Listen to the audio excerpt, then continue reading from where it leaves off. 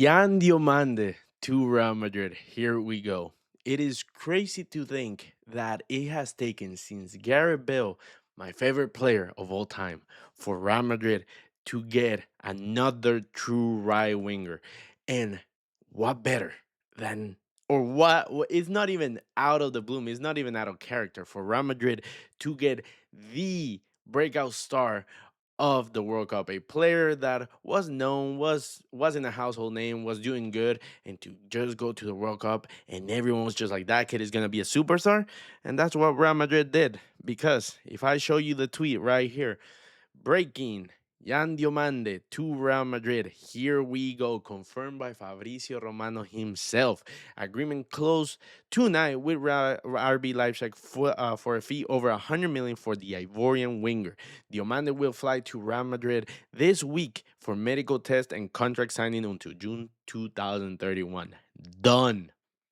2031. That means we're gonna have Diomande for a while. But then, obviously, there's no Fabrizio without David Orstein. Real Madrid expected to sign Jan Diomande from RB Leipzig. First bid rejected 10 days ago. Second bid, 100 million fix, 120 million package said to be rejected, but agreement likely soon. Paris Saint-Germain out. 19-year-old returns to RB Leipzig on Monday with the wish to join Real Madrid.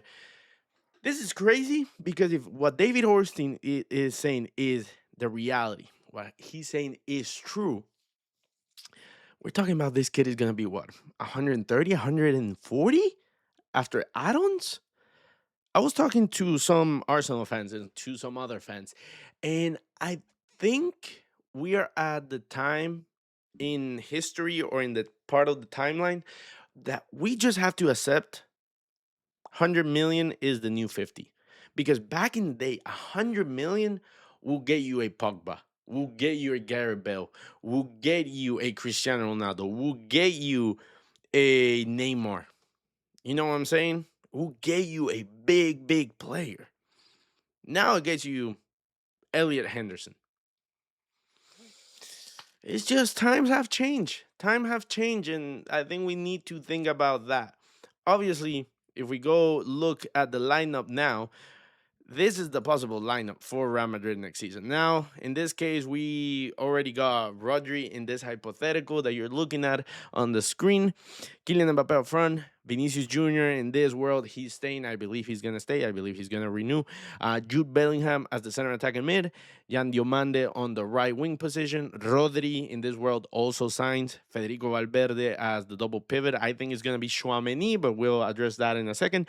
Cucurella, Hausen, Rudiger, Trent Alexander-Arnold, Courtois, Ingo. Now, think about the fact that for the first time in God knows how many years, we have a proper right winger. Obviously, Real Madrid doesn't need structure to win a game or to win a Champions League or to win a championship. Because think about the fact that the last two Champions Leagues, they were won without a right winger. One was Rodrigo with Benzema and Vinicius.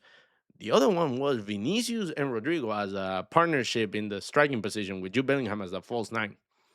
Like the wingers position hasn't really been an issue until now that we have a guy up front that scores a lot, but he doesn't really drift to the right. He always tries to drift to the left. So that just means that all the attack gets to the left rather than ever switching. But Jan Diomande is going to help out on that sense.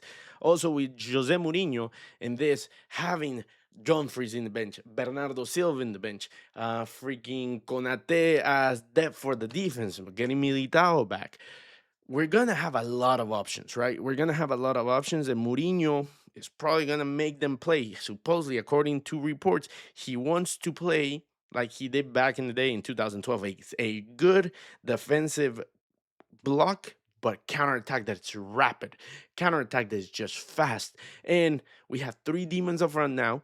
Vinicius, Mbappe, and Diomande, with Jude Bellingham creating chances, and then Rodin Valverde or Chouameni breaking the lines, carrying the ball, making sure that defense is set. And now finally we have a lot of depth in the defense. I think we still need more center backs, but we finally have it. So if someone gets injured, it's not the end of the world. We might be cooking. We might be cooking. And then obviously there's not always just good news because Breaking: Real Madrid will sell Gonzalo Garcia in the next few days. Decision done. I disagree with this a lot. I disagree with this a lot just because, yes, we're getting Hendrik back, right? We're getting Hendrik, but at the same time, losing Gonzalo Garcia, a player that came from the academy, one of the most talented players we have had in the academy, we're just gonna sell him. He's such a good profile. We don't have a player like him right now. He will be like our Joselu, like the guy that we go for headers, the guy that we go for crosses, the guy that we will sub in, that he can be that threat when we're facing a low block. Now we're gonna stay with just Mbappe and Hendrik. I think that's a mistake. I think that's a mistake because Hendrik should be getting developed into a right forward striker, sure, but like a striker from the right. And with Diomande, that pushes him in the middle. And I think that's what the board is thinking. Just like, hey, we have Diomande now.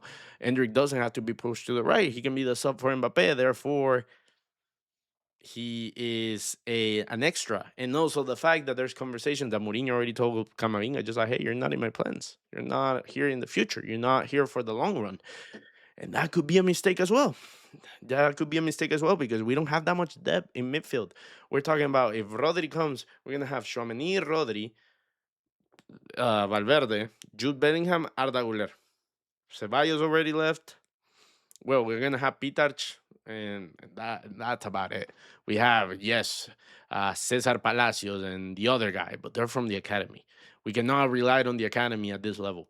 We need to make sure that the players that we have are all ready. They're seasoned La Liga players or league players. We cannot depend on this. And getting rid of a guy that already had a season and a half with Real Madrid with the first team, I think it's a mistake. I think it's a mistake. But if we go back to the main conversation, we finally have a right winger, like I said, for the first time since Gareth Bale. I think it's huge. I think this transfer window has been comparable to the Galacticos from 2009 when we get Cristiano Ronaldo, Benzema, Kaká, Xavi Alonso, Alvaro Arbeloa, Alvaro Negredo, Ezequiel Garay. We got all of them. And obviously, names wise, the only one comparable will be Rodri, right? But amount wise, we're literally getting big names. We're getting experience. We're getting the positions that we need. I think it's good. As long as, obviously, I don't think Vinicius is going to leave. I don't. Because if he was to leave, I think he will leave next season to get the money back, right? To get the transfer fee or the bonus fee. But it's just this season will be the end all be all of what Real Madrid is.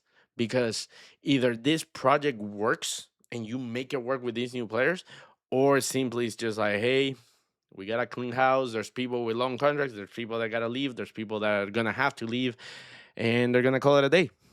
So we could definitely see a big change after this season. And if Barcelona was to win 3 leagues in a row, that's going to put a lot of pressure on the board, on Florentino Perez, on the current squad. There's going to be a lot of things that are going to be on the line this league. But Jan Diomande, from Leganés, RB Leipzig, World Cup to now Real Madrid.